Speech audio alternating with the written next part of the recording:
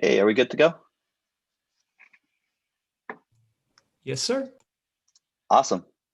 Welcome everyone out there watching over YouTube or Zoom or wherever you are to the Slingshot Phase 1 closing ceremony. Super excited to be here today after our 4-week competition. Slingshot, for those of you who might not know, it's a competition to store real and useful data to the Filecoin network, and competitors have been working hard to do so with the competition ending last Wednesday. Final submissions due Friday, community review taking place the last 4 days, and then culminating now in our closing ceremony. So I'll give you a quick rundown on what to expect today. So first, Pooja will walk us through a quick recap of Phase 1. Then we have 10 gracious teams presenting their projects, what they put their blood, sweat, and tears into in a live showcase. After that, we'll have our award ceremony. We'll present our community awards, show the top teams who won the most awards in the storage phase of the competition, and then give more details on what to expect for your Phase 1 awards, and then give a brief preview of Phase 2. And at the end, Juan will join us for some closing remarks as we look ahead. So I'll go ahead and hand things off to Pooja. Pooja, as many of you know, is the product lead for Filecoin, and she's stoked to be here today. So Pooja, please take it away. Hello, everyone.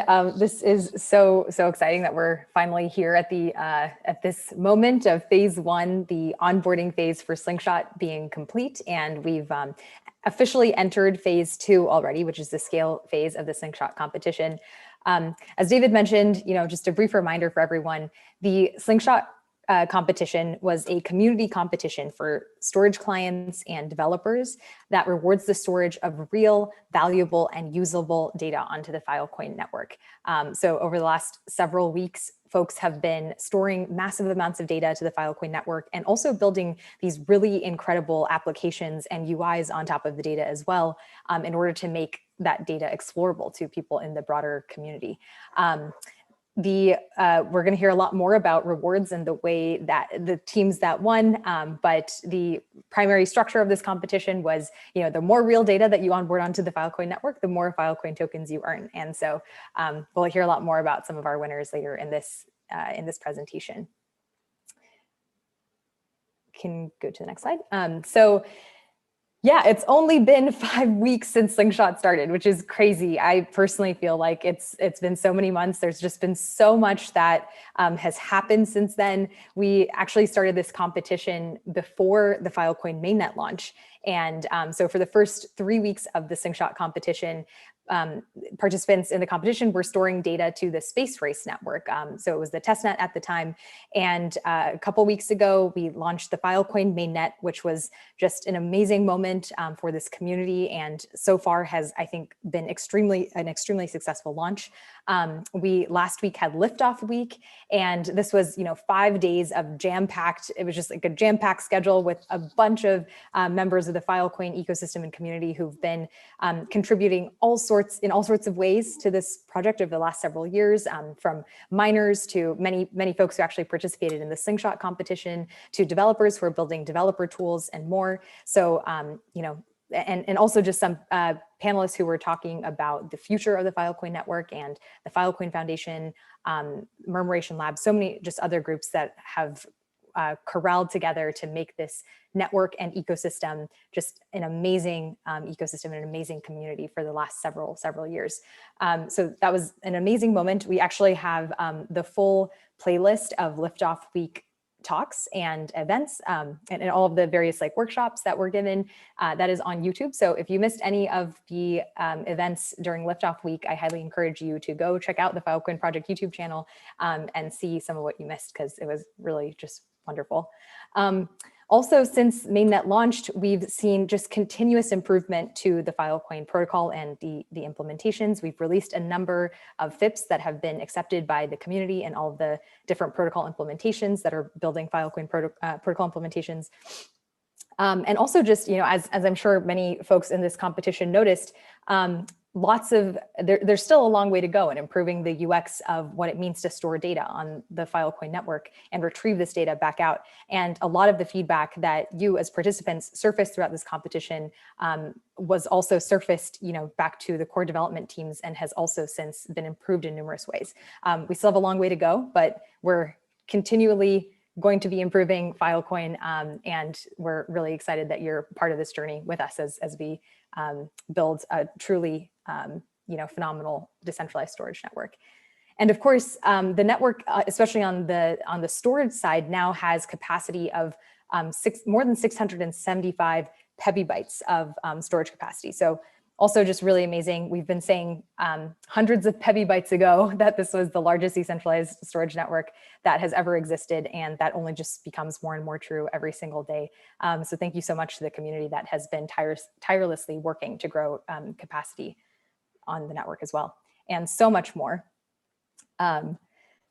So yes, so what happened in Slingshot on the Slingshot side? So as we mentioned, there's just been a huge amount of hands-on learning throughout this competition. All of you have helped to stress test and debug the network, surfacing a number of issues to various core technologies that are necessary as part of the Filecoin storage experience. So including Lotus and PowerGate and textile buckets and so much more.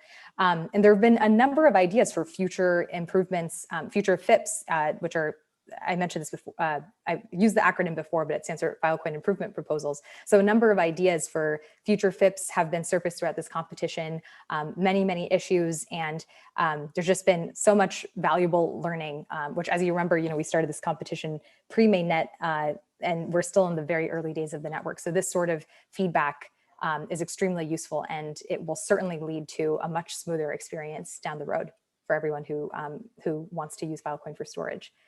In addition, there's, I think we're starting to see just a really wonderful community develop around Slingshot and all of the related events, and just being storage clients and developers in the early Filecoin ecosystem. Thank you so much for supporting each other. Thank you for your patience. Thank you for being creative and taking wild shots and trusting Filecoin with your precious data and building wonderful applications. Thank you for attending all of the events that we've hosted over the last several weeks. The tireless Slingshot and events team has put on more than 16 events in just the 4 weeks of the Slingshot competition alone, in addition to the Liftoff Week events. So there's just been a lot going on. And thank you so much for being part of all of that. And then, of course, one of the primary purposes of this competition was to store a large volume of data. And we totally have. How much exactly? Is more than 650 terabytes of data. So we use this comparison. It's more than 3.2 billion Sony floppy disks from 1981, which is just, a staggering number. It's hard to even conceptualize what that really means. But this is, a huge amount of data. It was stored through more than 520,000 storage deals by more than 100 projects across 19 countries. And total throughout this competition, this first phase of the competition, we will have awarded 59,850 Filecoin tokens in total. And you'll see where that's going in a few minutes. So yeah, before I hand this back to David, I just wanted to say, truly, thank you so much for being just the best community. And we're really excited to have you participate in phase 1 of this competition. And there's going to be a lot more down the road. So really excited to see what we do in phase 2. Thanks, and back to you, David. Awesome. It's always crazy to see the actual numbers side by side. So thanks, Pooja, for sharing all that. So, that covers at a high level where we've been, and we'd love to transition over to the Slingshot showcase, where our teams, some of the teams will present their projects, and the Slingshot team and the community reviewers have had a chance to dive in pretty in depth to all of your projects, and we've been lucky enough to play around with them. So hopefully this gives you all a taste of the experience that we've been able to go through. So we have 10 teams presenting today. So here they are up here. I won't introduce all of them now. So FileZoo will be presenting first, and I'll hand it off to them in a second. So FileZoo is a public data sharing platform, and they store data from various public data sources like the COVID-19 open research data source, stock data, open images, and more. So without further ado, FileZoo, would you please? Okay, thanks, David.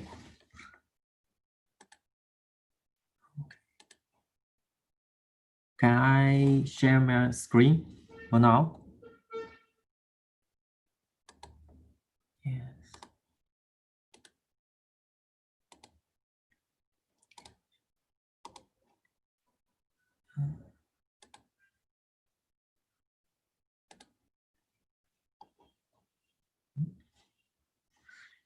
Can you see my screen? Yes, it looks great. Oh, thanks. So let me introduce my application, FileZoo and File Warehouse. But first, I want to say something about the Slingshot computation, because as for me, the Slingshot computation is not just a computation. I will see in my PowerPoint the Hydro in my teachers. He said to me, the Filecoin network storage is a big change compared to the traditional cloud storage. She wanted to have more try and test. So this computation for me and for my team, it's more a test or a try. So we wanted to do more things in the Filecoin network. So thanks the Filecoin network. We are a loyal Filecoin community members, and we are working the Filecoin network and mining. So next, let me start. I have two application, FileZoo and File Warehouse. They are same theme, but it's different aims for me. First, let me see about the two application. The first one, FileZoo. My teachers told me we want to build it as an interesting software, like a rule storage for all kinds of files, especially for elephant level files and documents. And the target audience, we FileZoo welcome everyone to upload the public useful data to the Filecoin network. Now we want to do a Filecoin network storage platform, and for now we have storage many real data in the Filecoin network.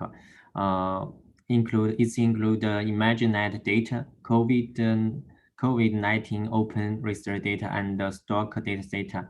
And for special issue and topic, we will storage many Filecoin related data, such as parameters and trust setups data. For the second application, File Warehouse, we wanted to build AI dataset storage platform, and for the next step, we will build a useful cloud computing platform with many own AI training dataset. So it's different with the FileZoo. Considering the target audience, File Warehouse hope to help students, teachers, researchers, and engineers about the AI to build a great and stable test study environment. Because I have AI community, so many students and researchers are doing some AI work and research. So I wanted to help them to have a stable platform. And for now, I just wanted to storage the AI data training data. such as image data, COVID data, open research data. So for now, the two application storage the same data, just as they are the AI training data. For the special topic, we will also storage the Filecoin related data, because I think the platform is based on the Filecoin network, so we want to give Filecoin a special place. And let's talk about the architecture, technical architecture. For now, we are using the Lotus and MyCircle database. And the Lotus, we are just send the data using the Lotus command to send the data to the miners. And the MyCircle is used to record the field information and the deal states. But the Pocket is a very powerful tools. For the next step, we want to convert to base the Pocket to send the data, send and storage and retrieval data.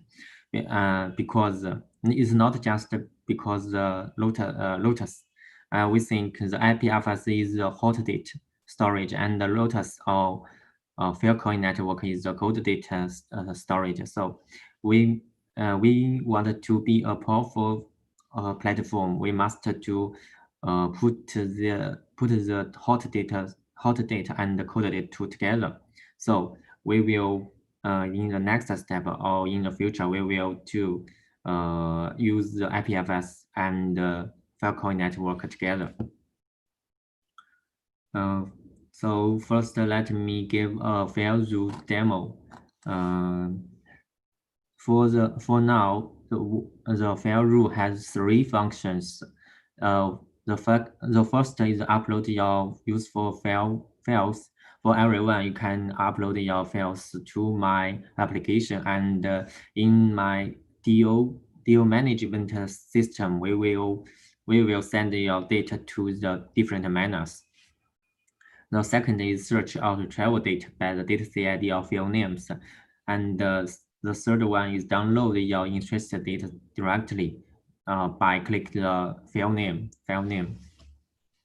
So there is not a login and sign up function, but in the future we will to develop this function and wallet about the function. Talk about the file warehouse deep demo. We have designed the 3 shelf and storage some AI training data. The first function shelf, the first shelf is training set shelf. This part we will storage all kinds of AI training data.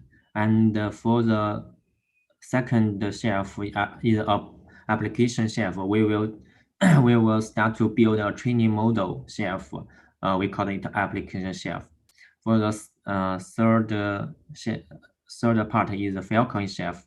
This part is a special part. We will storage about the Filecoin data and about the Filecoin's document and other project link. And another work, we have developed a deal management system. It's included 2 parts. The first part is the data CID list. We will first to import all the data CID data from to my system, and the first part is the data CID list. It will show the field name and the field size, data CID, and the times successfully sent. And I can add some and different. I can some date to the task. This task will be sent to different miners. You can see this window is used to add task. The second part is to task list.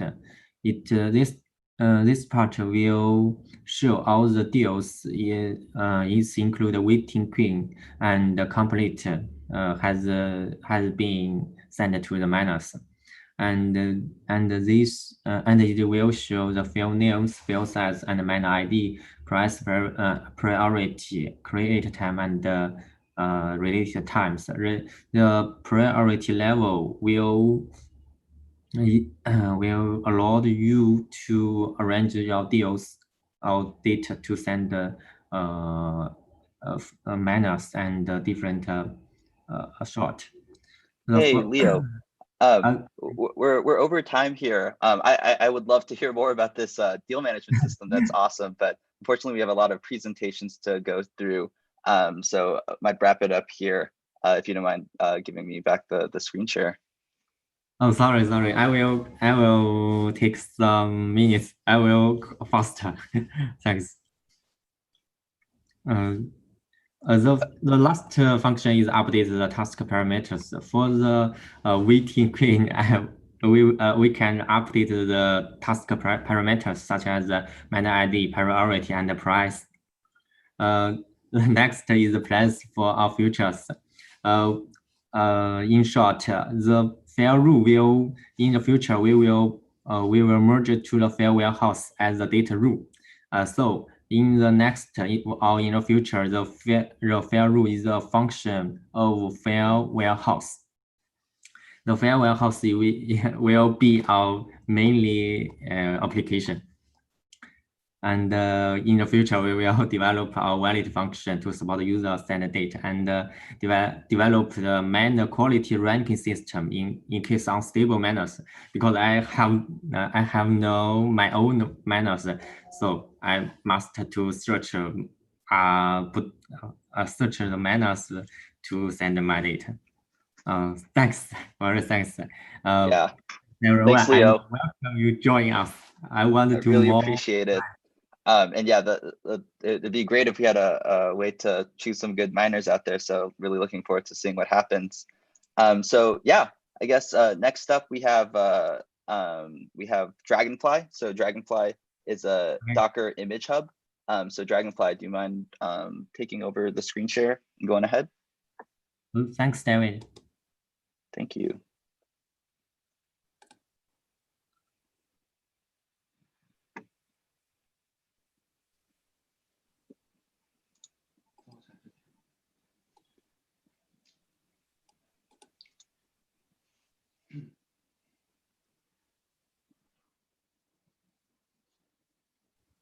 Can you see my screen?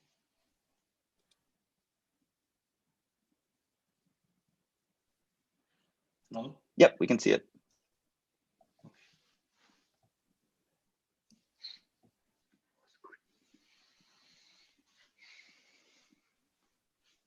Hi everyone, I'm from Digital Tech.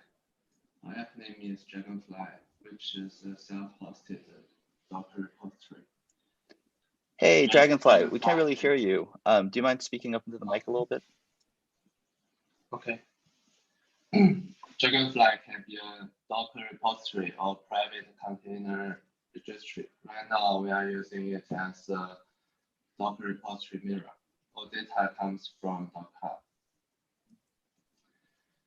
Dragonfly has three components, which are command line interface, a backend service, and a web client. The user can use the command line interface to pull and push images. The pushed images will appear on the web client, include its CID, image name, and tag name. In this version, the user actually cannot pull images from the code layer because in the early stage, due to the unstable transmission across the network and the lack of miners, we decided to use offline deals directly through routers. So most of the data is only stored in code layer. But right now, the target doesn't support for retrieving data of offline deals. We tried to import CID information to target by modifying the code and retrieve data using routers retrieve, but both methods are failed to make the retrieve deal successfully. we're still under investigation to find a solution. So if anyone wants to help us, please contact. So let's do some demos. For the purpose of demo, I will choose a small image for this demo.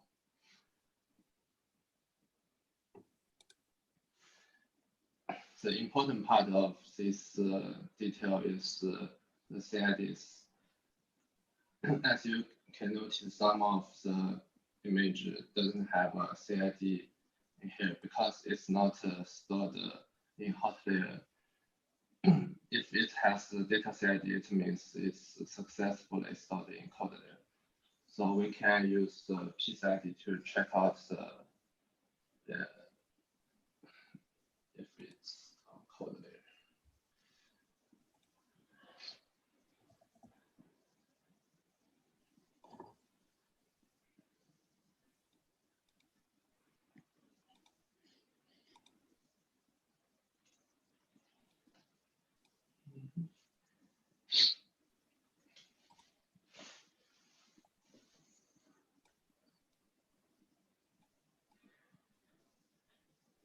So there's like 6 pieces of the image data stored in cold layer. So right now, let me copy the CID and use the command line to pull the image to the local.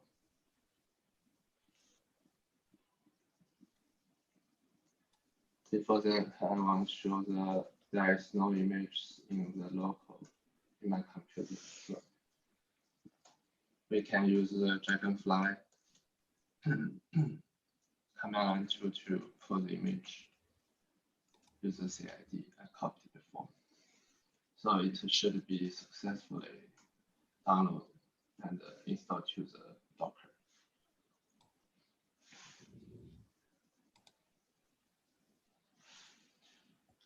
Dragonfly also enables the push user to push the image to the Filecoin network. You can use the push command to push the image.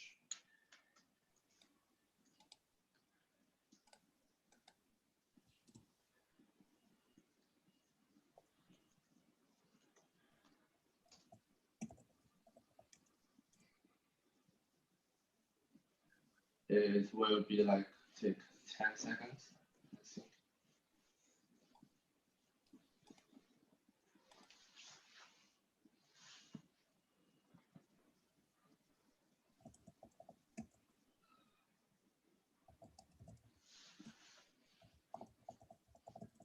So it will show up on the web client if it's successful. Everyone can download the command line to here on the web client. We provide 2 versions. One is for Linux and one is for Mac. Let's go back to the slides. In the future, our goal is to make it as simple as possible, like usual Docker registry. We can use service like a Flink storage to attribute, or maybe make our own storage service based on the Filecoin. Thank you. That's all. That's so cool. Like, thanks for the live demo there. That's awesome to see it working like that. So give snaps to for sharing Dragonfly. Next up, we have Starry Sky in Yunnan. They are storing satellite image data from Yunnan University and also some meteorological data. And I know they're super excited about the project and have a tight relationship with the university. So please take it away.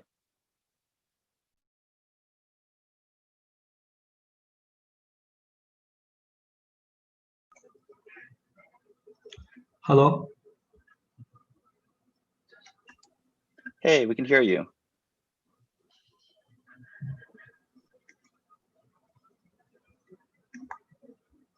Hello, everyone. Hello, everyone. I'm from China. My name is Wang Haiya.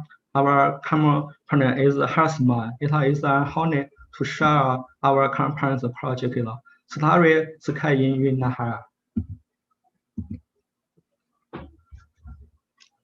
The project mainly stores meteorological and astronomical data and what is technical support from meteorological and astronomical.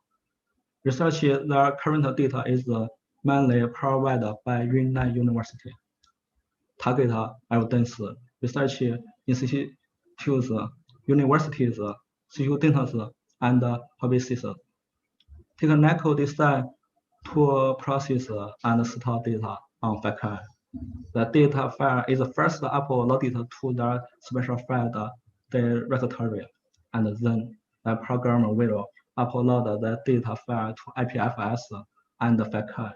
In this way, it is a computer data file storage progresses. Technical design to retrieve and display user information. After the data file are uploaded and stored, each data file will be displayed on the front end of the website. You can directly retrieve the files stored on IPFS. When the user starts the application, we will verify the user's permissions.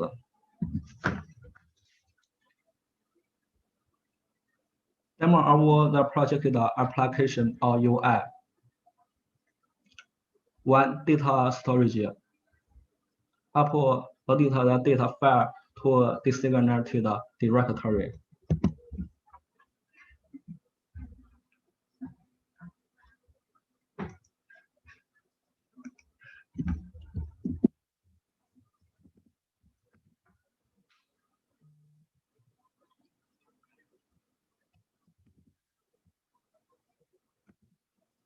Okay.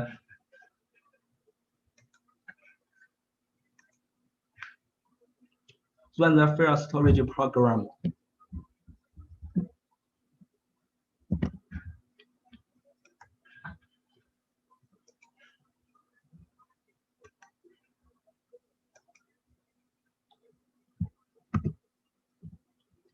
Okay.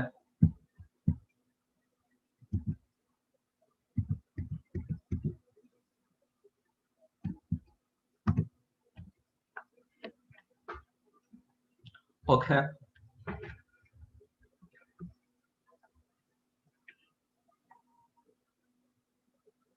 Filecoin CID. IPFS CID.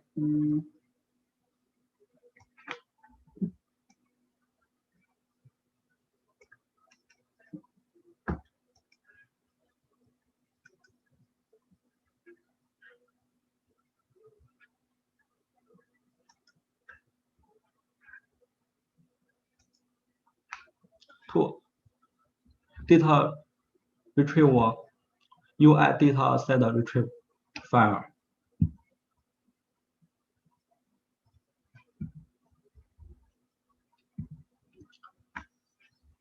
Our website. This is our website.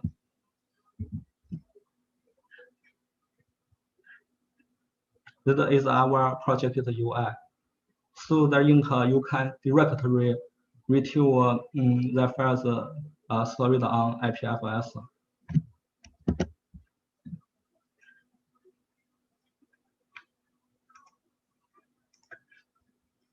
This is our website.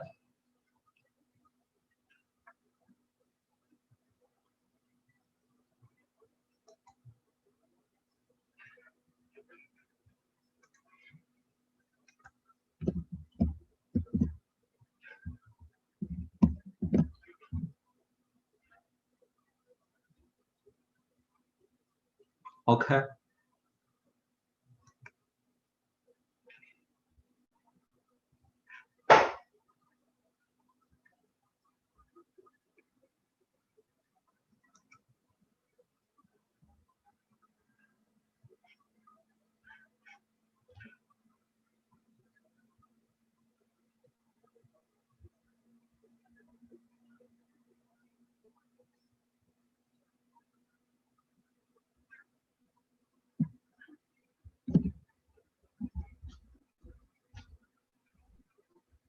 It is retrieval stories.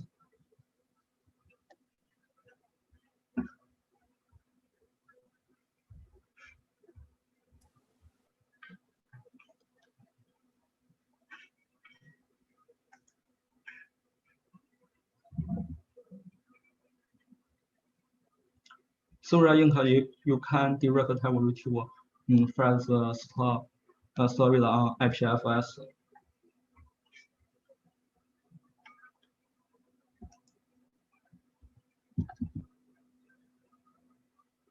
Our website. Get in touch and let's create great things.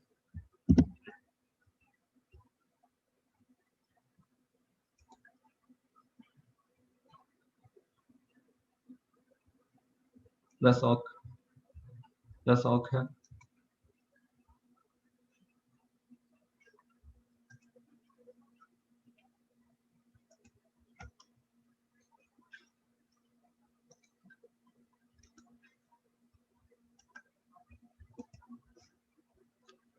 This is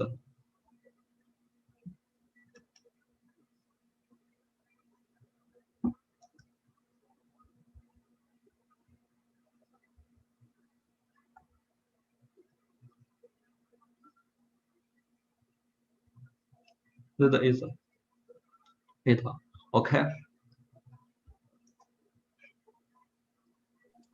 Awesome. Thanks so much. Thank you very much. Thank Yeah. you very much. That's all. I had the pleasure of retrieving some of your data from the Filecoin network, and the data that I got, it was a .fits file. I installed a program from NASA to view satellite images, which were up there, and it was awesome to see. So cool data being stored. Really appreciate it. So next up, we've got the deplatformer. So Peter, please take it away. You're storing open images, and you can search for them and have them show up on a map. I'm really excited to see this presentation. Hey, Slingshotters. I'm Peter Van Garderen from the deplatformer team. Can you hear me? Yes. Awesome. So yes, like David said, we chose to work with the Google Open Images public data set for upload to Filecoin in the Slingshot competition. Deplatformer is working on tools to help you move your data from platforms like Facebook and Google Photos to Web3 networks like Filecoin storage. The problem that we're addressing is the loss of online privacy, the sale of internet activity information to advertisers, and the lock-in of personally curated content in walled gardens. Our target market is people who have become fed up with social media platforms, sometimes referred to as the delete Facebook movement. In addition to liberating their curated content from walled gardens, we will enable our users to generate their own machine learning models against their personal content collections to add new value and ownership of this data. So the Google Open Images dataset is a rich resource for training these image classification models. It consists of over 9 million photographs that Google has used to train its image classification algorithms. The photos are all Creative Commons licensed, and Google has put an open license on the machine learning annotations that were generated from training, validating, and testing their AI models. This is the largest public resource of its kind in the world. It can be used by any machine learning project to train, validate, and test their own image classification models. Currently, the Open Images dataset consists of photographs that are actually hosted on Flickr servers, along with a mixture of CSV files describing the dataset and its annotations, which are hosted on Google Cloud. I am a professional digital archivist by trade, and I have some serious concerns about the long-term digital preservation of the Open Images dataset. From our own download and verification statistics, at least 7% of the photographs on Flickr are no longer available for download. To make sure we weren't missing anything, we contacted a Google representative for the Open Images project.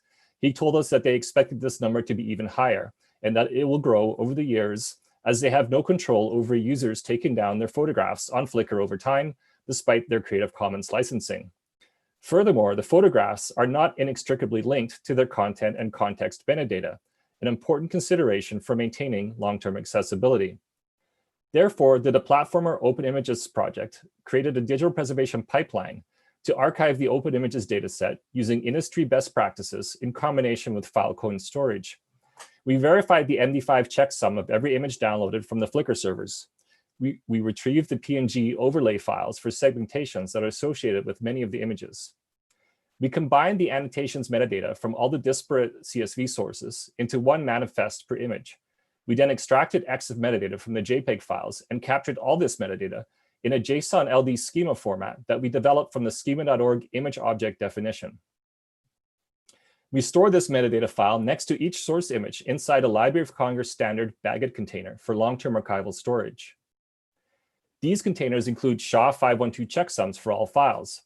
We bundled the images and metadata files into 800 megabyte tar packages, which become 1 gigabyte files exactly on the Filecoin network due to the next power of 2-factor that is part of the Filecoin hashing and chunking algorithm. The Platformer Open Images project uses a Textile PowerGate server to upload these tar packages to the Filecoin network using the Pygate gRPC interface that our team developed for the Filecoin HackFS event. In addition to Pygate, our entire pipeline is written in Python. All the pipeline scripts, along with our PowerGate helper scripts, and the source code for our UI web application are available as free open source software under our MIT license on our GitHub page. For the Slingshot UI application that utilizes the uploaded dataset, we created a map interface. We found that 3.5% of the open images contain embedded geolocation data. In the current version of the application, we have over 6,000 maps that are each based on one machine learning annotation, like swimming in this example. Clicking on one of the map pins shows a preview of the photograph, as well as the city and country where it was taken. We use the extracted latitude and longitude values to do a reverse geocode lookup to find this information. You can click on the Zoom on Map option for a fun flyover effect that will take you to a close-up satellite view of the location. If you click the View Metadata button or the pin on the close-up view, you will see the image metadata below the map. Besides latitude and longitude, this contains information we have extracted from the photograph's embedded metadata. It includes creator name, image creation, date, width and height, file size, resolution, along with any title or description information that the original creator might have entered into the embedded image metadata, such as California coast and kicking the ball for this photograph. Each of the tar packages that we have uploaded to Filecoin can be downloaded from the photograph's metadata view in the web application. You also have direct download access to copies of the open image master file and the JSON LD manifest file here. The Filecoin content identifier, or SID, is provided so that you can download a copy from the Filecoin network using the SID. You can also follow the link in the UI to see the storage deal information from the Filecoin blockchain about that particular SID. Below the metadata profile, we list the open images machine learning annotations generated by the AI algorithms for that photograph. We believe that the metadata we've extracted will be useful for comparing and training new machine learning models on this data set. The working hypothesis is that new information will emerge about an image and its geolocation when we combine extracted photograph metadata with machine learning annotations. So in addition to us using the backed up open images data set for our own AI training, we believe our approach may be of interest to machine learning researchers who are looking for a new way to work with the open images data set. We will explore these connections in more depth for Slingshot 2 version of the application. For now, it's just kind of fun to click on one of the hyperlinked annotation labels, or do an autocomplete label search to find the new open images photograph and pinpoint its location on planet Earth.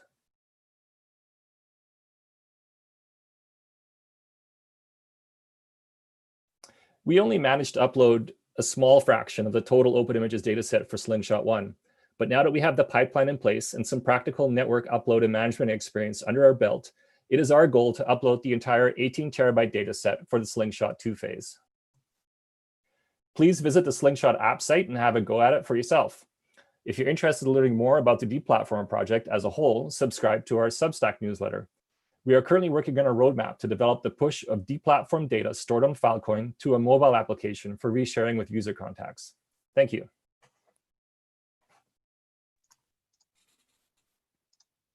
Awesome, Peter. Thanks so much. There's a lot of boxes that are checked there with the mission of the project and the sweet UI and storing data onto Filecoin. So find Peter on Filecoin Slack if you want to check out the UI. It's a pleasure to click through.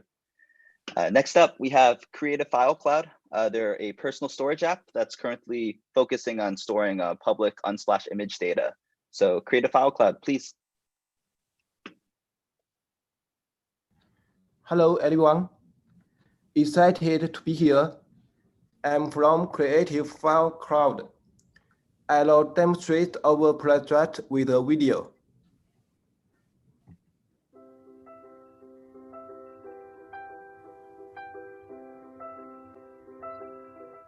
Creative File Cloud combines the unlimited scale of public or private object stores with a fast, familiar NAS experience.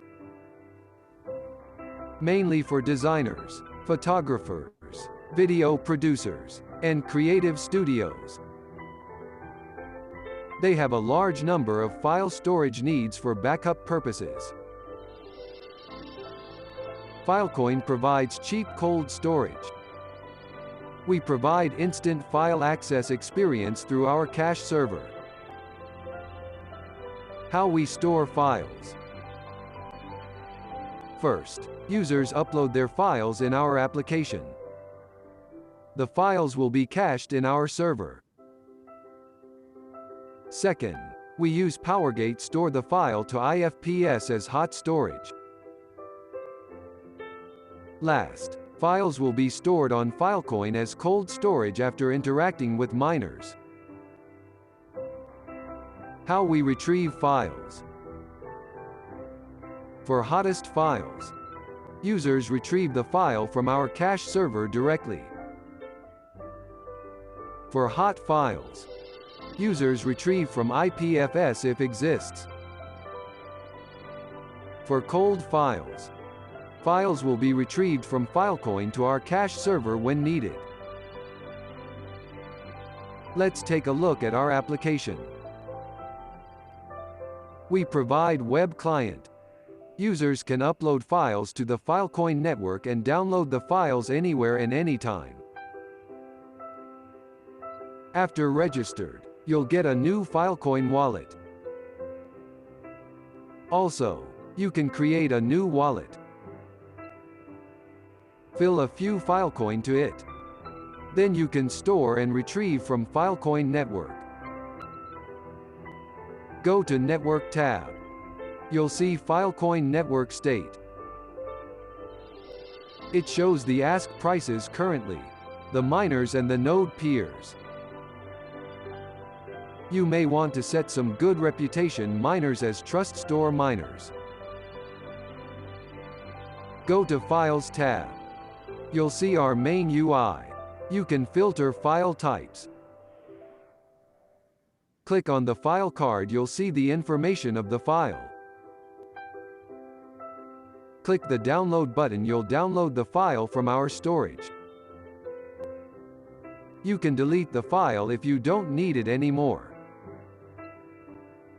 Click the upload button. You'll see an upload pop-up. It will upload the file to our cache storage first, then process to IPFS and Filecoin network. For complex storage settings, you can go to the profile page. You have various settings tweaked to fit your need. Go to Deals tab. You'll see the deals we made when store and retrieve files with Filecoin network. For the Slingshot Competition 1, we store the official curated dataset. All files are downloaded from Unsplash and Flickr Commons. To avoid network congestion and high gas fees, we follow the team's recommendations to put multiple images in one directory. Tar the directory and make a deal with the compressed file. If you want to download the file, just click the download button in the file detail pop-up. We'll retrieve the file from Filecoin storage to our cache storage. Then you'll download the file directly from the browser. Next, we'll introduce our team. Miner Hub is an innovative company that provides professional mining management systems for miners. It owns Wondermally, the world's leading Ethereum mining management system. Manages more than 3 million GPU cards. We have rich experience in large-scale server management. may be the world's largest mining cluster manager. Nebula is our mining management system developed for Filecoin. It's Filecoin's best cluster solution for large and medium-sized miners. It can optimize the sealing performance of Lotus, significantly reduce management costs, and increase mining revenue. If you are interested, please contact us business@minerhub.com.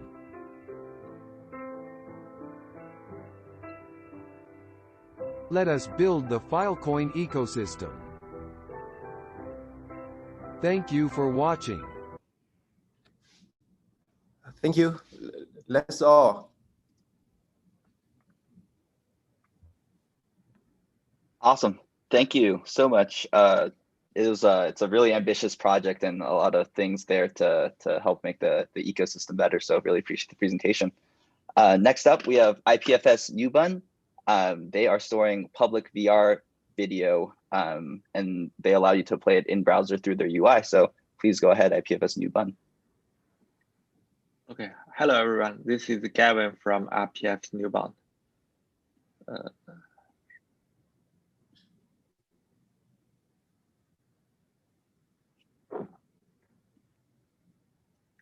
Okay, so we are a video site, and in the beginning we targeted to build an application which users can upload videos, but later we switched to a curated dataset application. So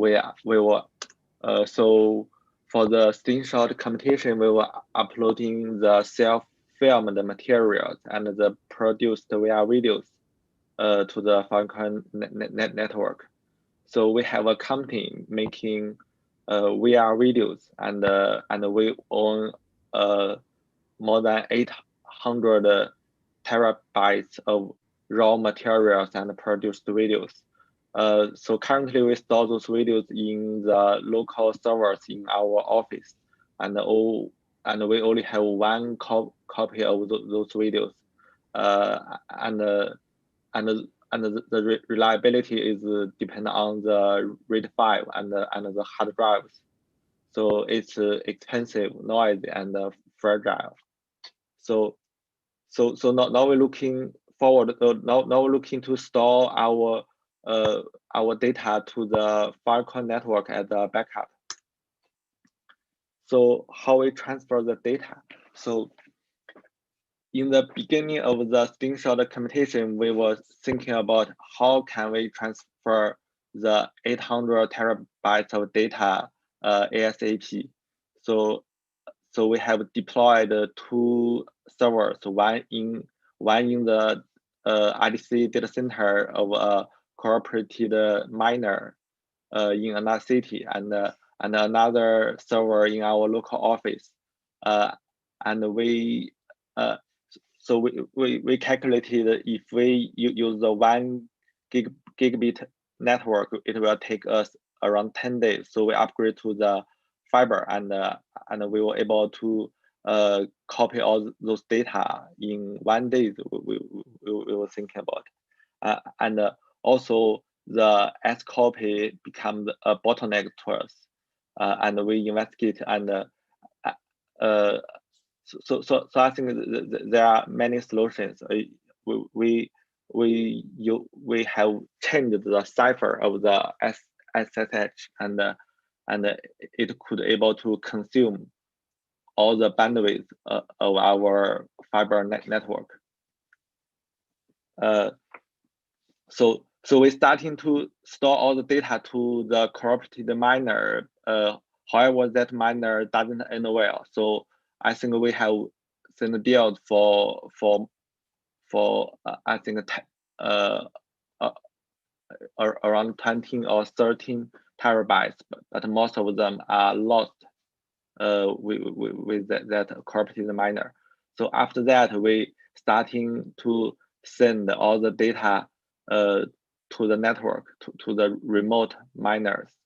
And I think that in the end of the Slingshot 1, we have stored around 8 terabytes of data.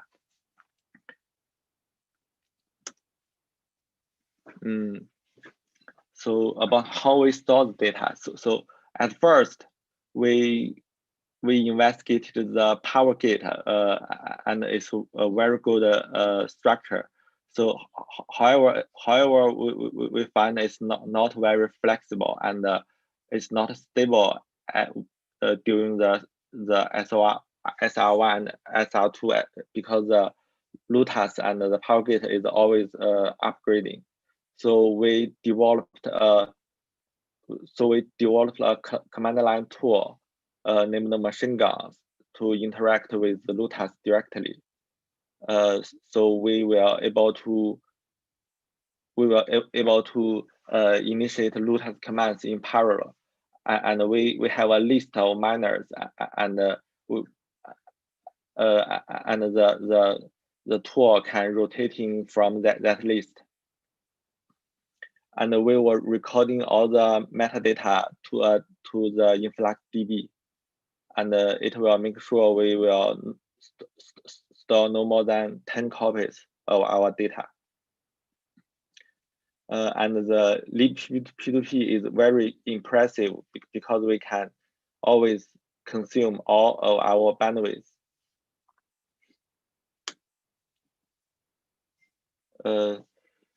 So at the video side, we have cached all the hot videos in the IPFS protocol. It's very impressive, and it can support streaming play.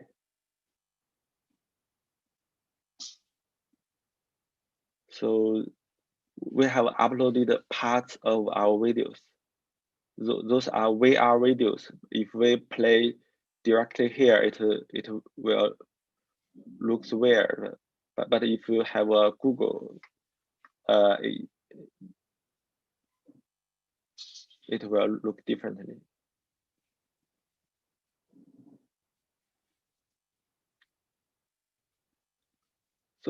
So the IPFS is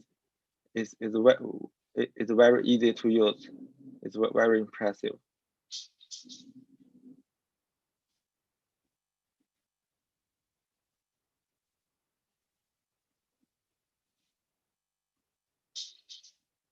So for the long-term plan, so we target to build a video platform where user can publish videos, and in later stage, we want to make it all decentralized on the blockchain, and users will able to forge their video to a NFT token, and the video was stored in the Filecoin network. So in that case, the owner will able to guarantee the ownership and the future incomes of the video, and they can also transfer the ownership of the video as it's an NFT token.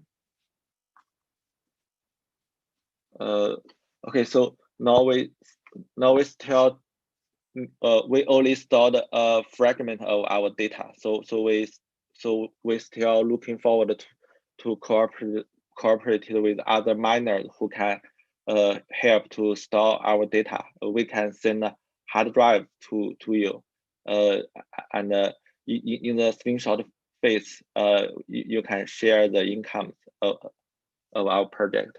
So if you're interested, you can contact with me. Thank you. Awesome. Thanks so much, Gavin. This was another project who I had the pleasure to retrieve data from the Filecoin network from. And I opened the file and I was like, oh, what's wrong with this video? But it's just VR video. It's more and more common these days. So it's great to see. And just a quick reminder to everyone, please refrain from advertising paid services and that sort of thing. Yeah, moving on. Let's go ahead and introduce FileDrive. FileDrive is a public data sharing platform and have a pretty snazzy UI. So please go ahead.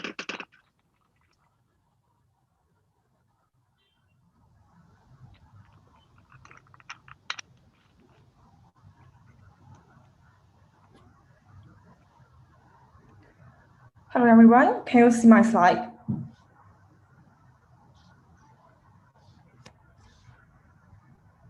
Yes, we can see. Okay, hello everyone, this is Laura. I'm from FileDrive team. Thanks for the invitation from Slingshot team, and it's my honor to have this opportunity to introduce our project, FileDrive.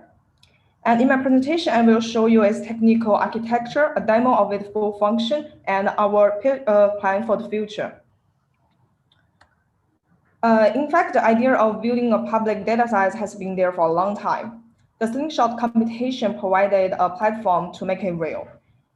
During these few weeks, we storage over 6,000 files with more than 23 terabytes storage space.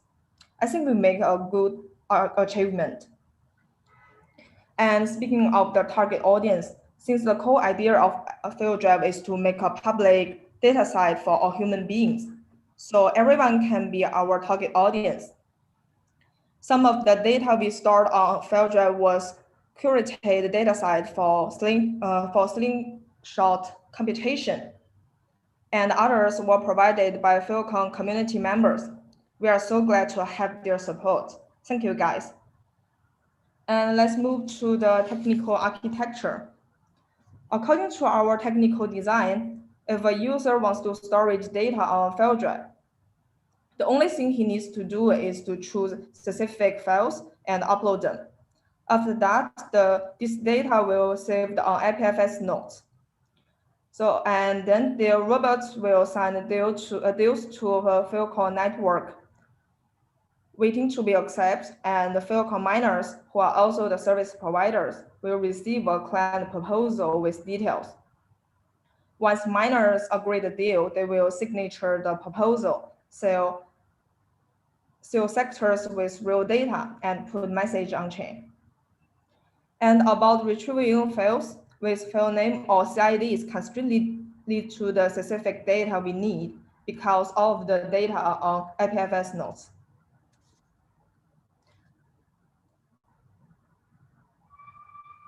And I will show you a demo with the full function of FileDrive.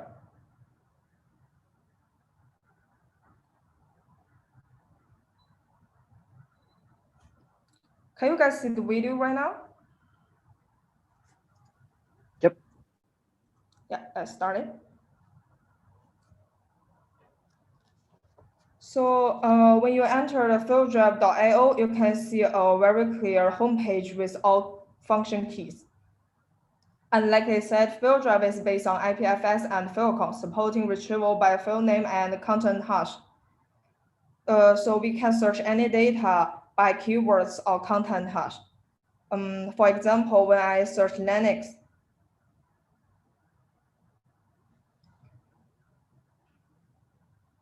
they will show over 200 relative results, and each result have detailed information like its hash size and create time. And you can also find further information here.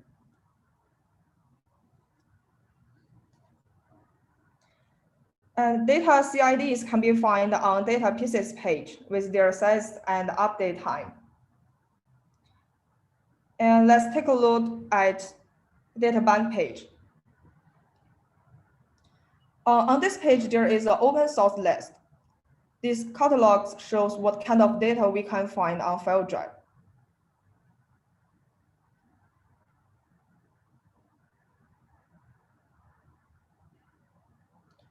So if we want to download the file here, just use the download key and the file will be downloaded to local system with a very fast speed.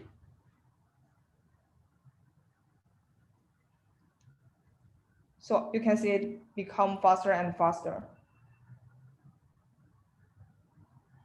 And the local data will show the record of what we download and upload recently.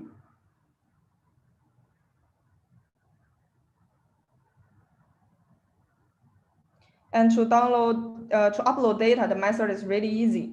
Click the upload key, choose the file, and then it's already on the FileDrive.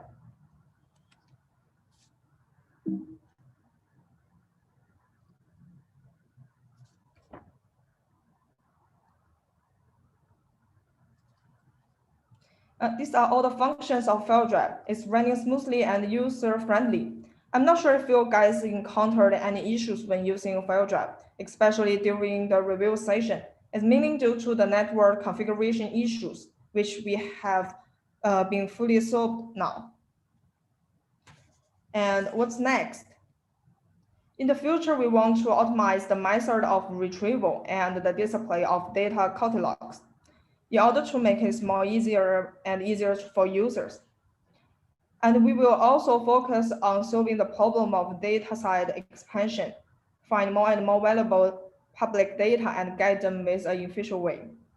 We also want to look for data providers and make data in a data bank more diverse. At last, we will keep working together with Filecoin storage miners. We provide real data, and at the same time, miners provide storage service and make a win-win cooperation. So our vision is to make FileDrive become a globalized open resource data bank, and we are working on it. We want to try our best to participate in the development of Filecoin network ecosystem, because we believe Filecoin is building the foundation of Web 3.0. So that's all my presentation today. Thank you guys, and happy slingshotting. Thanks so much, FileDrive. I really appreciate the presentation there. So moving on, next we have Orion Deep Learning Cloud. So you might have heard from Charles during the Slingshot Intel we had halfway through the competition, and he's excited to share some updates with his project. So Charles, please take it away. Hello.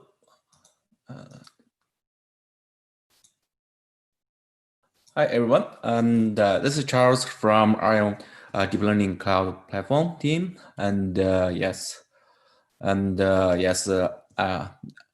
are Nebula AI cloud solution provider based in Montreal.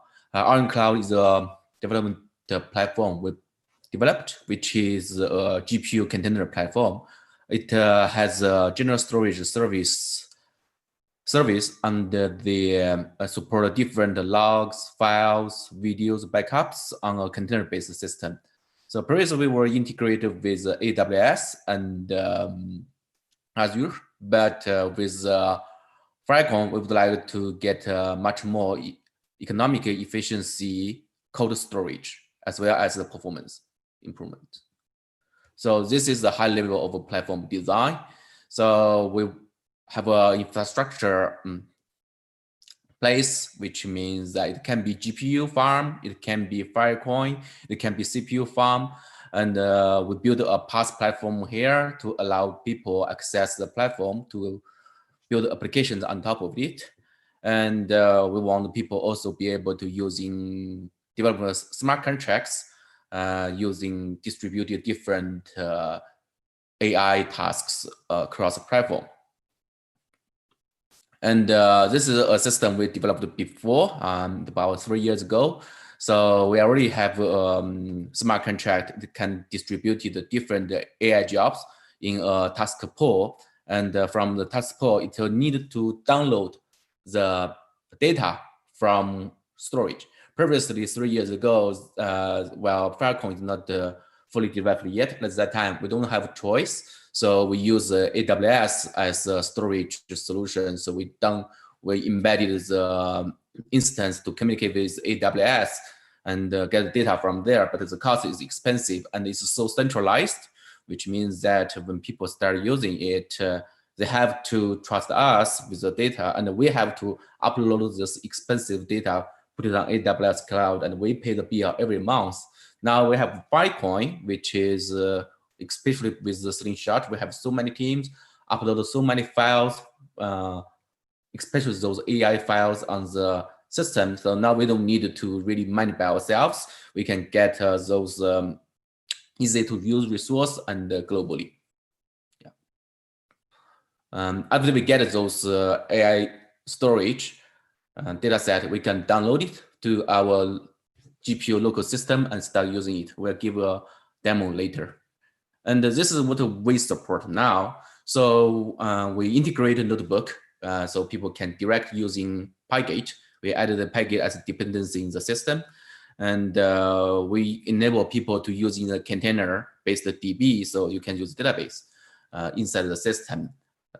And we support a GPU acceleration, which is very important for deep learning. While you're using the deep learning, either go to some AWS GPU resources, which is $3.6 per hour, or we can use in the GPU acceleration we provided, because we also a miner of Filecoin, we could name IPFS team, which is a miner. So we have about 40 GPU machines in Canada. Well, most of the time doing the selling jobs for selling those data uploaded to the system. But while we are not so busy, we can release some GPU for AI deep learning as well. So which means that we can do the switch and scheduling between different jobs. So we also have multi-data center support, which is supported by Canada government. So we have 3 data centers across Canada. We can use that to redirect different service among the data centers. We also embedded the PowerGate engine. So for people who want to upload and download those services, they don't need really to install PowerGate by themselves. And we can integrate the PowerGate together with deep learning services. We also provide a GUI file uploader to let people easily upload different systems. And we also chunk the big file, which is more than 1 GB to 1 GB each, so make it easy to maintain. And last but not least, we support payment by credit card. But the credit card is currently only working in Canada, and also crypto support, for example, Ethereum. We plan to add a Filecoin support later, but not recently, because recently really too busy. And this is some interface we already have. So we have deposit by QR code per payment. You can choose payment here using different credit card or up to you. And if you, as a team, if you want more free working hours, you can just send us information. We can add the free hours for you. And here we have the Filecoin data, which is we doing in the Slingshot. We have a curated data set, which is a common crawl from the open data set. We have uploaded to help to let people upload different data, and users can upload their own data copy, and they can find there's a local data, which means that it's the data you uploaded. We provide AWS synchronization with some file from local storage to the AWS. If you input some token and a bucket, you're doing the synchronization. And the last part is the GPU support, where you're doing the AI training, and you can directly click the button here to open GPU. Currently, we're using 2080 Ti, and we have some other GPU cards on the road. Yeah, here is the video. Just can quickly go through about how people upload a file. You can go to the task uploader and upload the files. It takes a few minutes if it's really big, and then it will generate the HashQI CID for you, and you can directly download at the local file system. And yeah, and for some pre-uploaded created data set is a common crawl. We want to support more data set in the future. So, but now previously I was thinking about upload by ourselves, but now I see lots of cool projects which is presented before me. Then I think that maybe I don't need to do this work. We can just integrate their data set directly, put it on our task list. Then we can provide it to all the deep learning users instead of uploading by myself. Yeah, so after you can iterate over different data set, you can even do a search.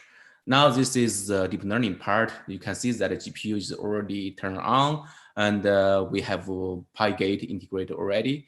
When you download the data from notebook, you can go to the sync folder.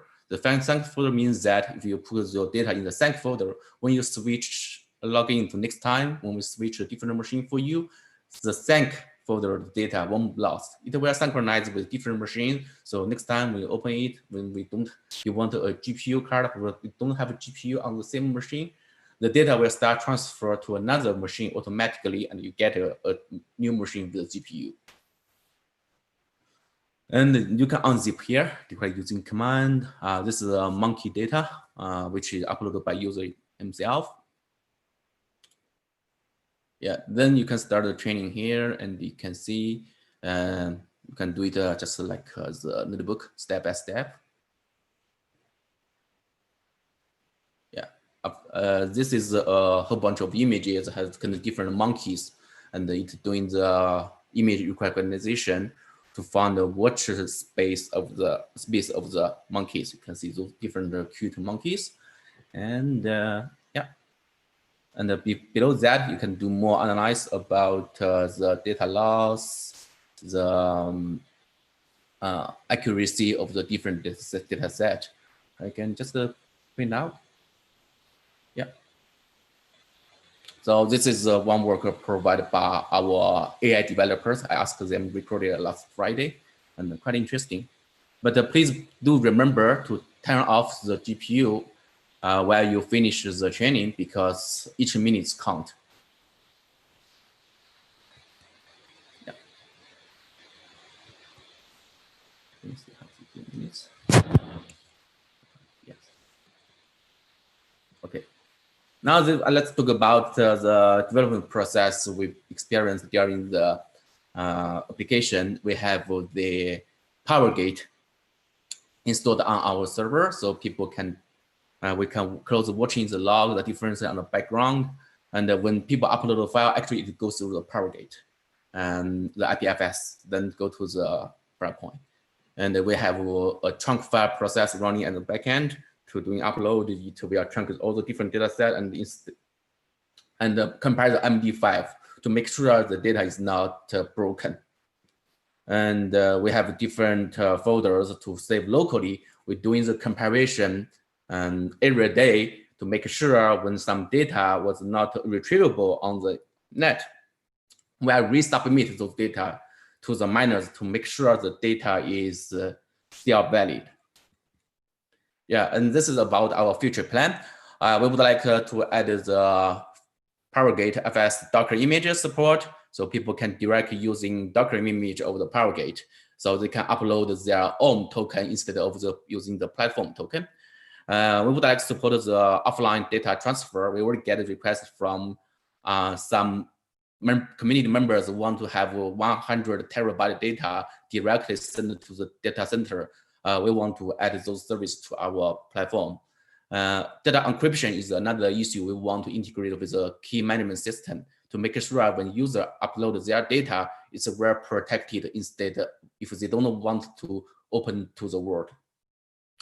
And we wanted to do embedded scheduling service between the AI and the ceiling switch. So currently, like we wanted to get the V100 and the T4 GPU to slice in the GPU cores to make sure it still have the capability to do the win post while it's doing the AI training.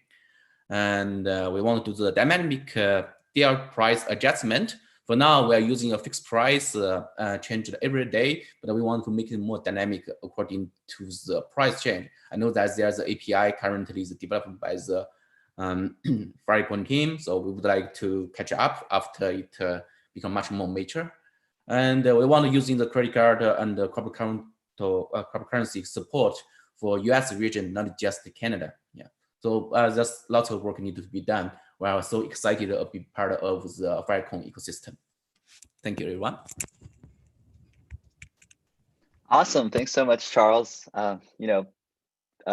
Decentralized storage protocols and AI training really should be best friends. So really appreciate the work that you're doing. Cool. So we have two demos left. Next, we have GeoGuesser. I'm really excited for this one. It was one of the few game submission projects. So it's a game that uses satellite image data stored in Filecoin and has you guess where that image is from. So please, GeoGuesser, take it away.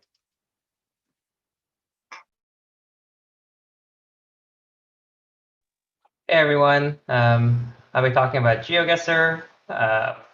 I gotta share, where we stored Landsat 8 on Filecoin. Is my screen sharing? Yeah, you're good. Cool. So this guy on the left is Jose, my colleague. I'm the guy on the right, Eli. We both work at a studio. We're a development, data science, and design studio that works closely with founders and executives to create custom software and machine learning solutions. We believe that technology should increase human agency, and Filecoin falls heavily into this space by giving the control of data back to the people. So today I'll be doing a quick demo. I'll be talking about our failures, learnings, and accomplishments, and also about future iterations. So when you land on the homepage, you really have two paths. The first is kind of boring, just shows you a list of files that we've uploaded, some metadata, and you get a download link. The real fun in the game is after you press start. It's kind of a fun aliens come back to Earth and they need your help figuring out where they're going to land. So you're eventually given a photo, and really the premise of the game is you just guess where it is. It's incredibly difficult. I don't know, it's really impossible to win unless you get really lucky. Anyway, that's really all we had time for our app. So I guess, like, to put it into perspective, Jose and I were put on this project 2 weeks before the deadline, and we really had zero knowledge about Filecoin, which meant we had 10 working days to learn enough about Filecoin to build something, come up with an idea, and also to build it. So we worked quick and broke things really fast. And we also wouldn't have gotten very far without the help of the textile team. So massive shout outs to Aaron and Ignacio for helping us out. Our first iteration was really simple. We uploaded things manually onto a hosted Powergate instance that the textile team graciously gave to us, which was very helpful because when I say we had zero knowledge, like we came on the project and really didn't know anything. And although there were some rough edges with Powergate, the textile team really went out of their way to help us understand the mechanics of Powergate and its abstractions. But we immediately hit a few problems because no one really wants to store small files. So we ended up tarring them up and uploading them, but that presented another problem of indexing what was tarred, and also a need to uncompress on read. Furthermore, we had problems with the Node Powergate client. It was probably our fault, but we had some really slow downloads, and we didn't really have time to investigate further due to coming on really late. Around this time, Peter shared in this Filecoin Slack channel his Pygate project, which was incredible timing, really. Neither of us knew Go, and given the 2 weeks we had, we didn't really want to put more on our plates. It was an order of magnitude faster than the Node implementation, so we were able to pull, unzip, and pick images on the fly. It was also at this time we started developing our upload pipeline, where we would download a directory off of the S3 buckets of Landsat 8, tar it, and push it up. And we also saved it to a local database, which was actually a CSV. We hacked a lot of things together, and this was one of them. And because we started late, and because we're also very competitive, we fired up 2 of our own instances. They were like beefy 64-core, 300 gigabyte memory machines, which meant we have triple the upload power that we initially had. So a day before the final due date, we finally got a chance to fix the images taking far too long to load, and decided to save images to disk after the first read. The future of GeoGuesser is quite uncertain, especially because we don't really know Phase 2's requirements at the moment. And a lot of our design decisions early on were made to fit into a 2-week timeframe. We were debating on adding a betting mechanism in which the winnings can be used to provide the Landsat 8 data for free, but we're not quite sure where we want to go anymore. We also had to constantly monitor our Lotus nodes because they were going out of memory. So in the meantime, we're rebuilding our upload pipeline to be pull-based as opposed to push-based in hopes that it'll be easier for Lotus. The 2 takeaways we got from doing this project was that, first, the Filecoin community is amazing. The Slack channel is very lively and extremely helpful, and the community is very welcoming and obviously wants to be involved. The second is that we as a company have done a few projects with Filecoin. We've created debugging tools. We've incremented the Lotus documentation and so on. But Jose and I came in again, really knowing nothing about the project. But after 2 weeks, we were so impressed with the ecosystem because we were able to get to where we were so quickly. So we're excited to keep contributing to the future, contributing to Filecoin and to see the future of Filecoin. Wow, I zoomed through that. So thank you for listening about our experiences building GeoGuesser. And thank you to the Slingshot team for making this all possible. We're always looking for new clients to partner up with and build cool products that increase human agency. So if you have an idea or love to hear more about AE, please shoot either of us an email at AE or Jose at AE Studio.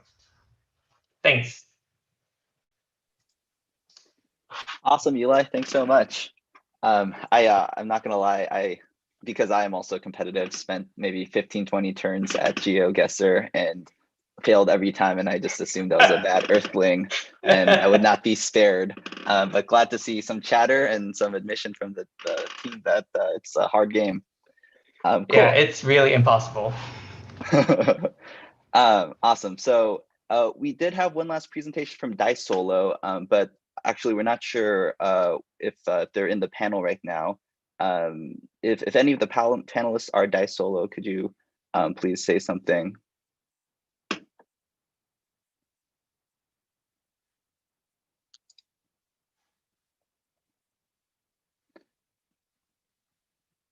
Cool. All right, that's all right. We've had a ton of really, really great presentations, and I think it'd be awesome to maybe switch over then to the award ceremony. So let me just share my screen again.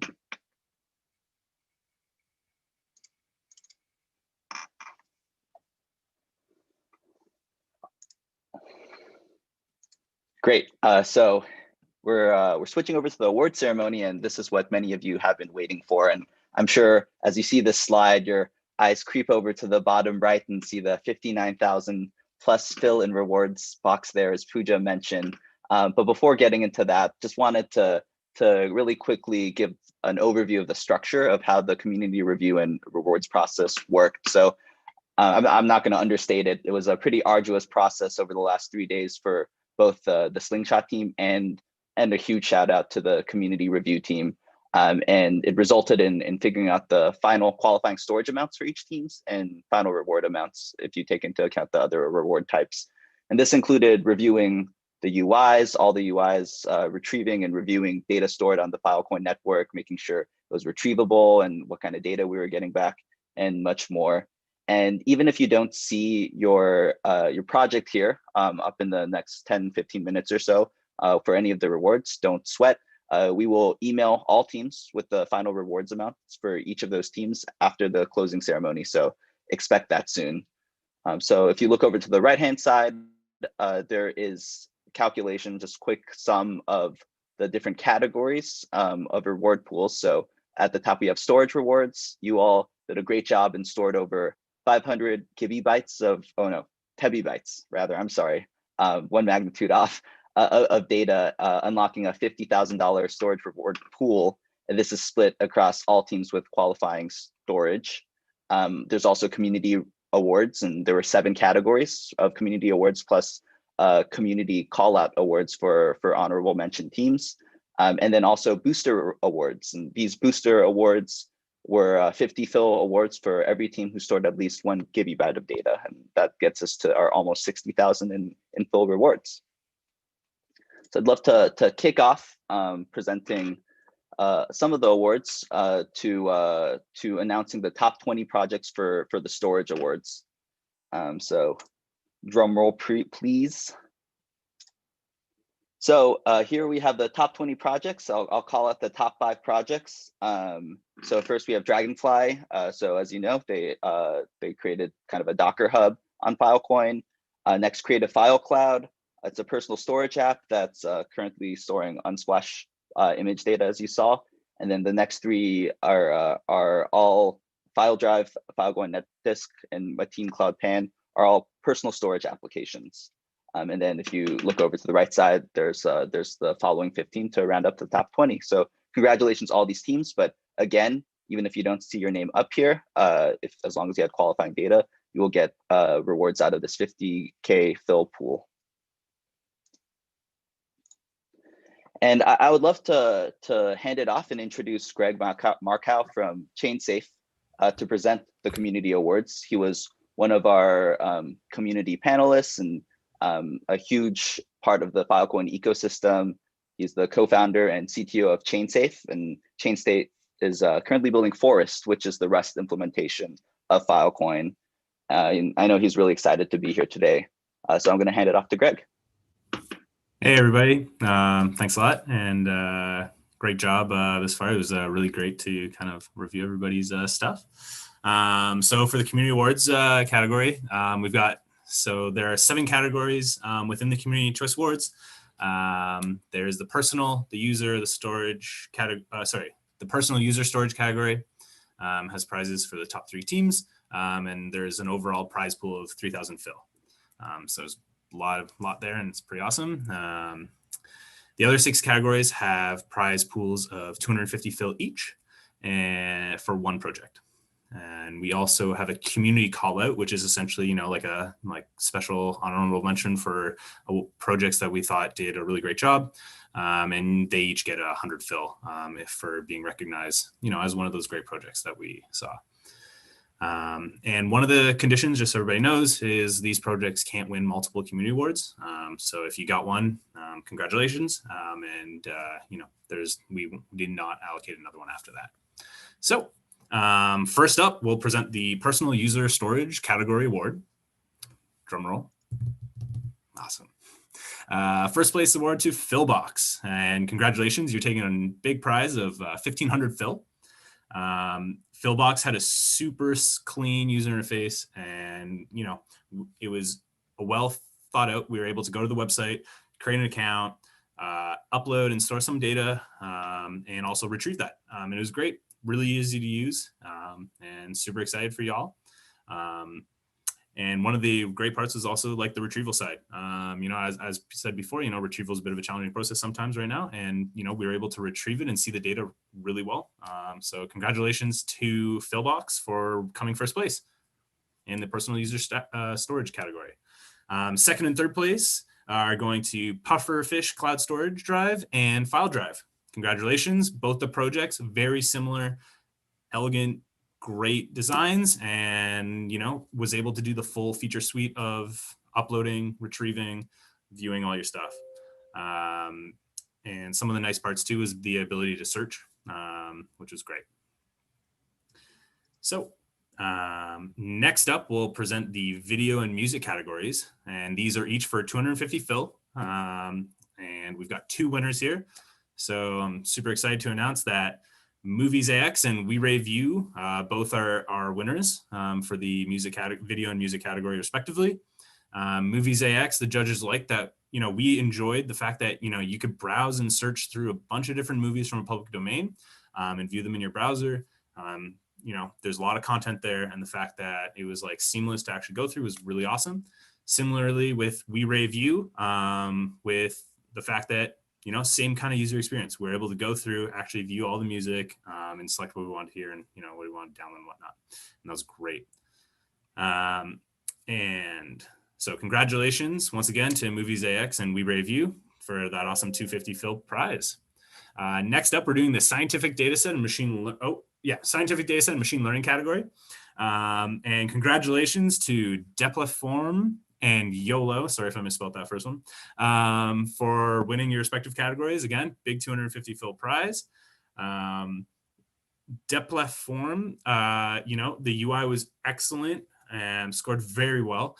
And the fact that the image search was clean and the way that pinning onto the actual map, so basically you're able to pin photos and stuff to the map, was super elegant, really simple and fluid.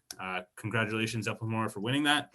And YOLO, similarly, they were basically a project that allowed you to do view a gallery of Google's open image data set. And it was a nice clean UI, and basically did like facial recognition. So you could see basically all the different stuff that was going on with that data set. So congratulations to you two for winning both the scientific data set, or winning the scientific data set and machine learning prize pool. Next up, we got technical complexity and outstanding creativity. And our two winners here are decentralized Docker for technical complexity and IPFS Newbun for the outstanding creativity. The really awesome part, honestly, about the decentralized Docker was that it had a very similar experience to what we were used to. Very easy to use, very clean and simple to just pull down those images and get them up and running. And honestly, the UI was great. It was just easy to use, and that's great because of what the challenge actually is behind the scenes. Similarly, with IPFS Newbun, they basically stored VR video within the chain and allowed you to go and play these videos in browser, which is really cool considering retrieval constraints and whatnot. So really awesome to see that, and congratulations to you two both. Next up, we have the most dazzling user interface. And congratulations to GeoGuesser. Really cool, kind of, funky and got that like old school vibe going a little bit there. They basically created like a game that would allow users to guess like what country a random image is from. That's all based on satellite images and whatnot. That was like uploaded to Filecoin. And yeah, so go check them out. They're live and really awesome UI and very fun to play with. And congratulations, GeoGuesser. And finally, last but not least, we'll present the Community Call-Out Awards.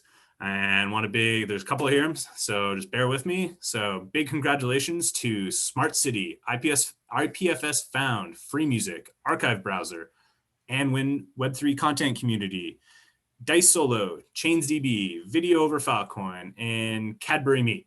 The judges all really liked your project. As I said before, the call-out was a great for everybody else, and we saw something really great in your project and really saw what you guys were working for. Big congratulations, because each of you are coming home with 100 fill today. And that's all for the community awards. Thanks a lot for everybody that participated. It was really great to actually judge a bunch of them. I had a lot of fun. I know that my colleagues as well did, and keep building and make sure I would love to see a lot of these continue and end up in production side of things. And if you ever need any help, feel free to reach out. Awesome. And I will hijack the microphone here. Oh my goodness, there's some loose images here. I was having disappearing images on my Google Slides, if that's happened to any of you out there. But yeah, huge thanks, more importantly, to all our community reviewers. Alluded to this earlier. It was a very involved process. We had some 24-hour rolling shifts going on across time zones, thanks to the Slingshot team members who moderated the community review sessions as well. And for the quick turnaround, none of this would have been possible without all of you. And I think it just speaks to the great community that we have, both the foundation and are continuing to develop. So snaps and claps to everyone involved there.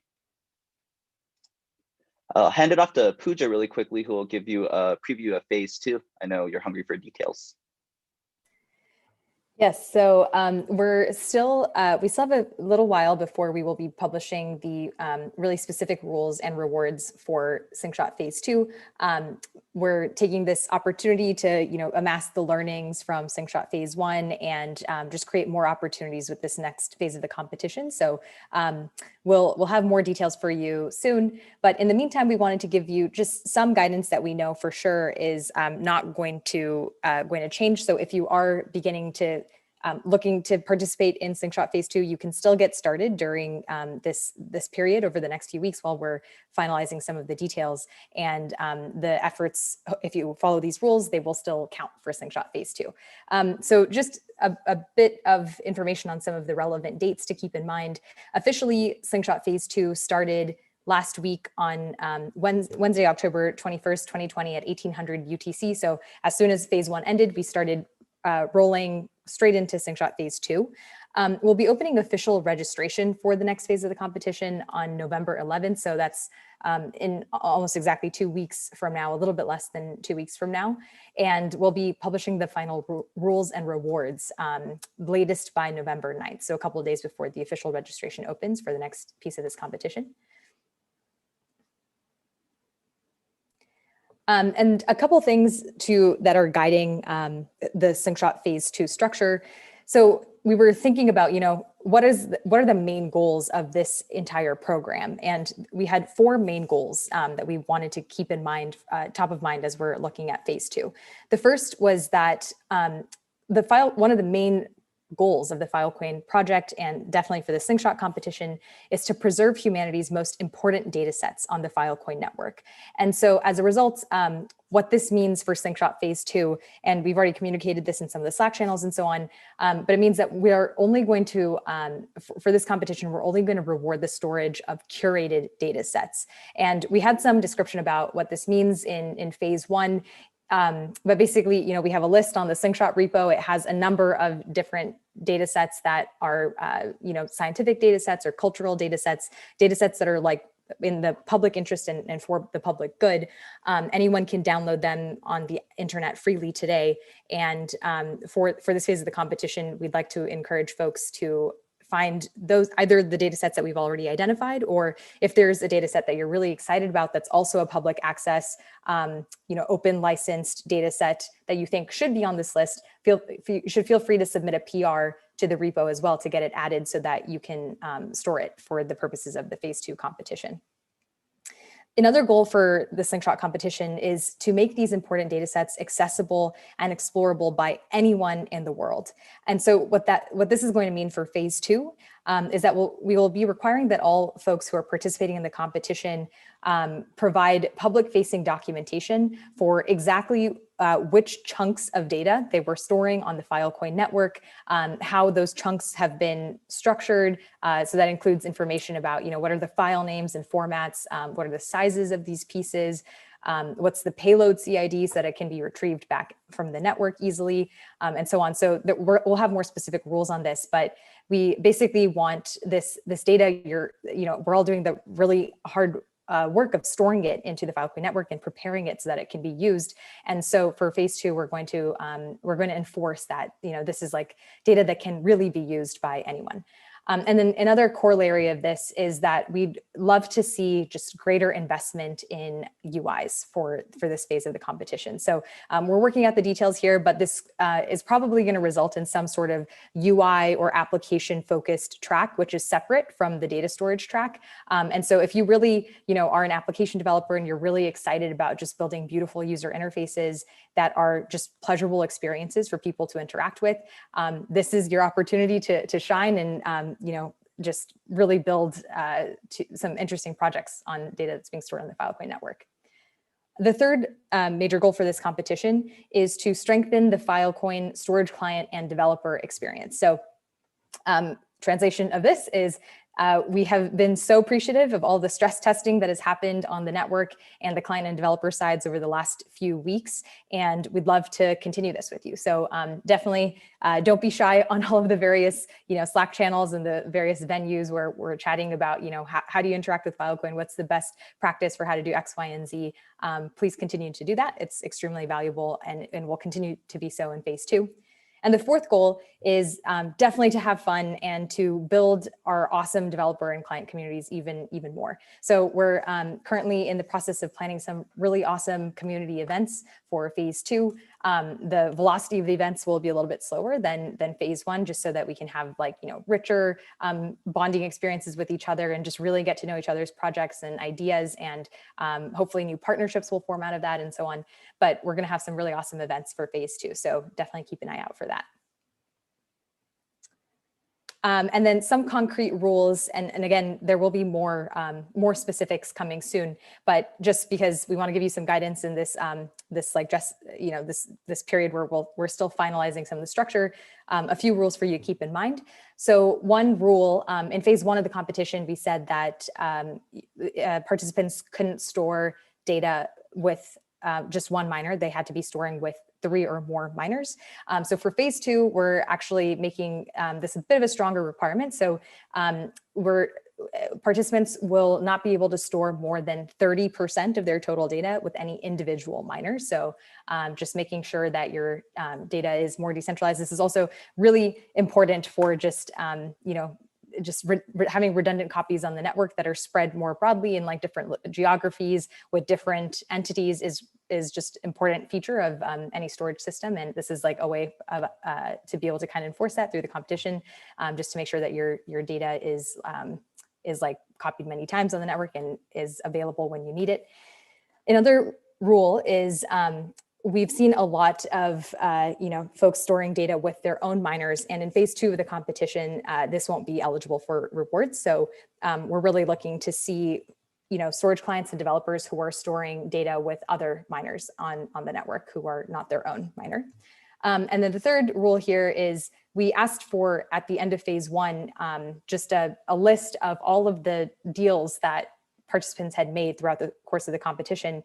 And some folks ran into a little bit of trouble with this at the end. It was a bit of a last minute requirement, and maybe folks had lost this information at some point in the competition, or just didn't have a way to get this data back out. So we're just letting you know upfront that for the entirety of phase 2, this is also just necessary for you to be able to get data back out of the network too. So it's a requirement now that we'd like all projects to start just creating an index and storing information about the data that you're storing on the network. Also because we are going to have kind of like a data focused track for phase 2 and a UI focused track.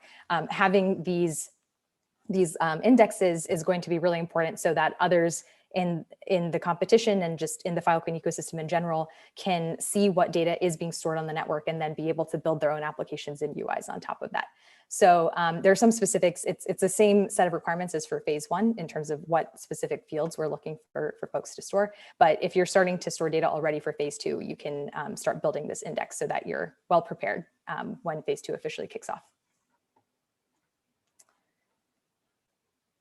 Awesome.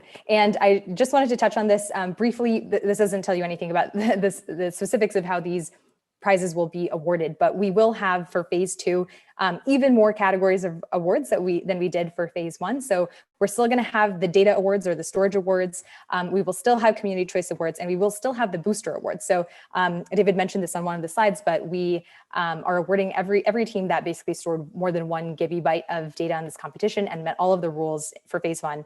We'll be awarding every team of 50 Filecoin boost. And so for phase 2, the amount of the boost will be different, but we're definitely providing booster awards as well so that you can continue to store data throughout the course of this phase 2 competition.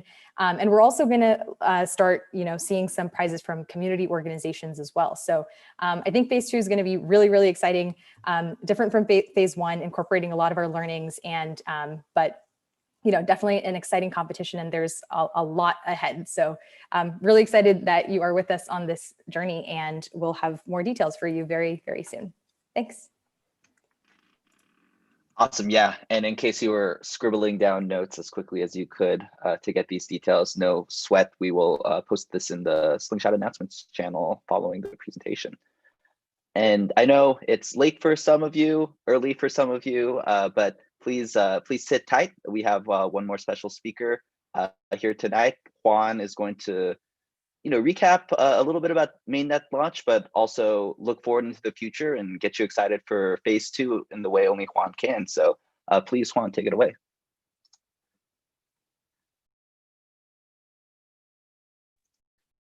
Hey, thank you very much. One sec, let me share my screen.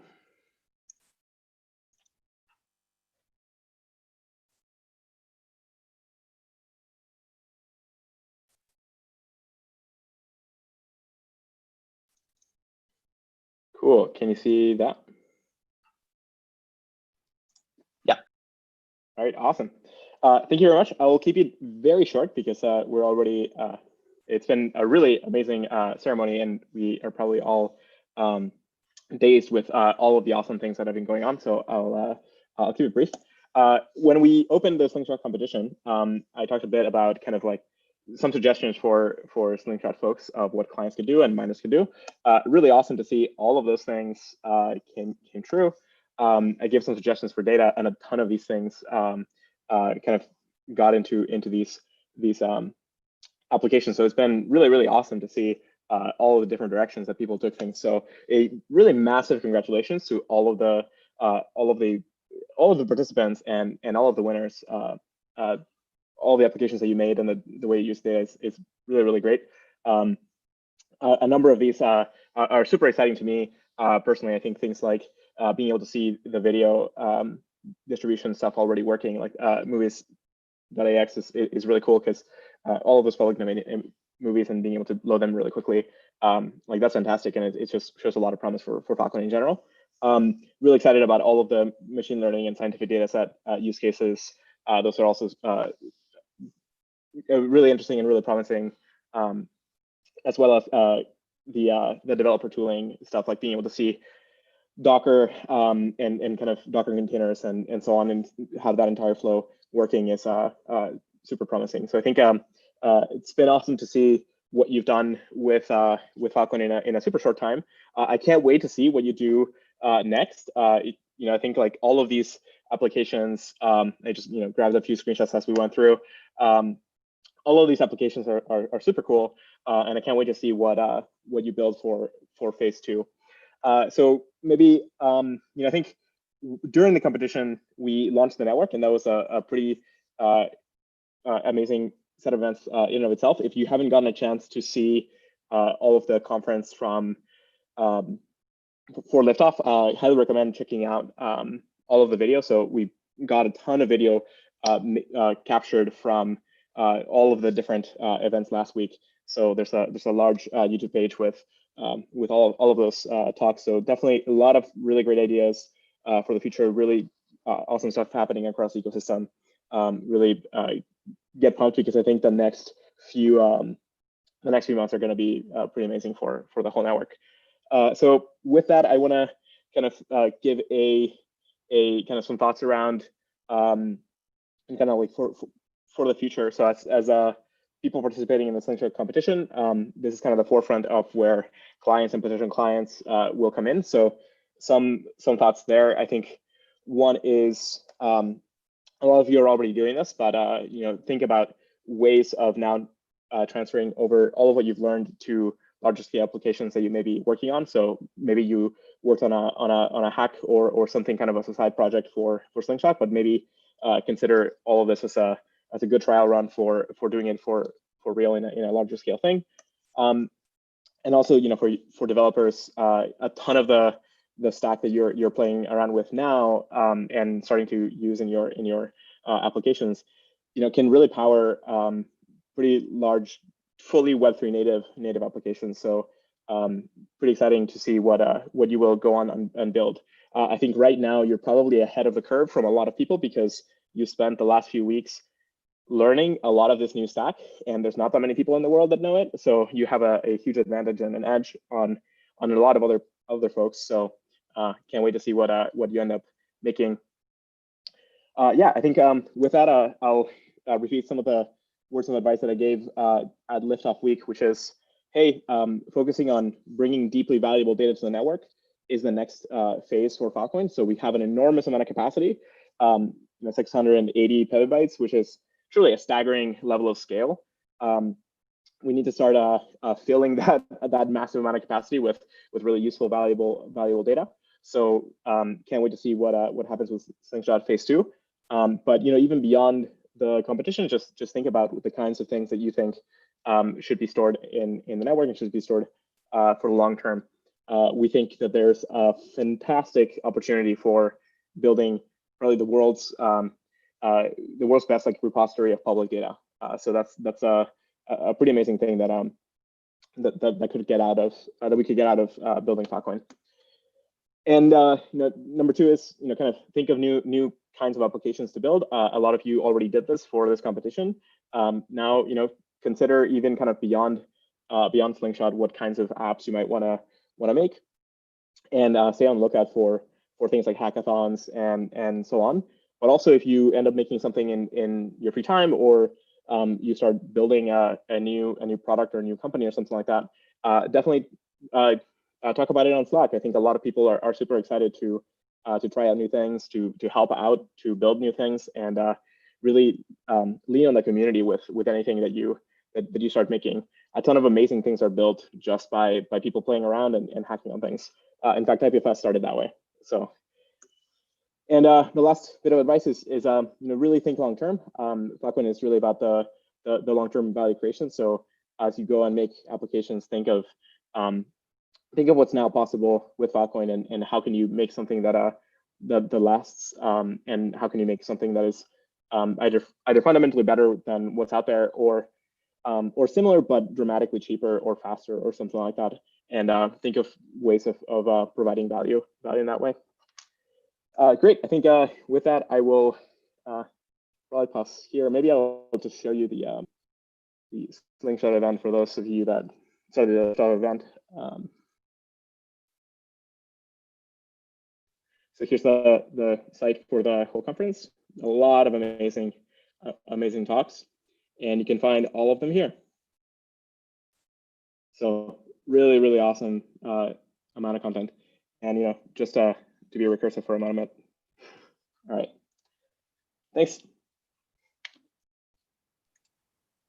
Awesome. Thanks so much, Juan. Yeah, it's super exciting to know that even though we're here on the backs of so much progress by humanity, we've only scratched the surface of the next chapter. So really excited to see what's next. I mean, we even saw just in the demos today, 3 out of the 10 projects in a sample were using Pygate. So yeah, please go out and build.